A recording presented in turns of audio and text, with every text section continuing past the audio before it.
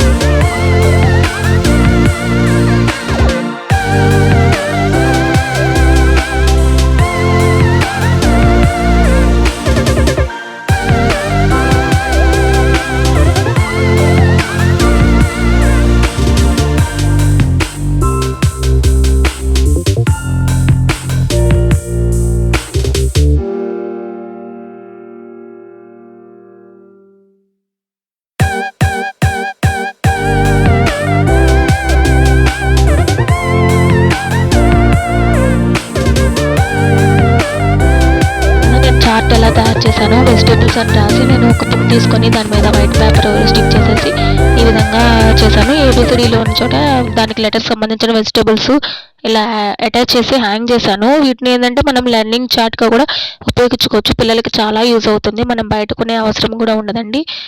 చూసారు కదా, ఇవి యాక్టివిటీ షీట్స్గా కూడా ఉపయోగించుకోవచ్చు. ఇంకా కాదు, ఇంకా ఉన్నాయి. మీరు అన్నీ స్టిక్ చేసుకోవచ్చు మనకి అవైలబుల్లో ఉన్న వెజిటేబుల్స్ని. ఇదొకటి వెజిటేబుల్స్, మన ఫ్రూట్స్ అని, ఏబిసిడీస్ అని రకరకాలుగా చేసుకోవచ్చు చార్ట్స్ని. చూడండి.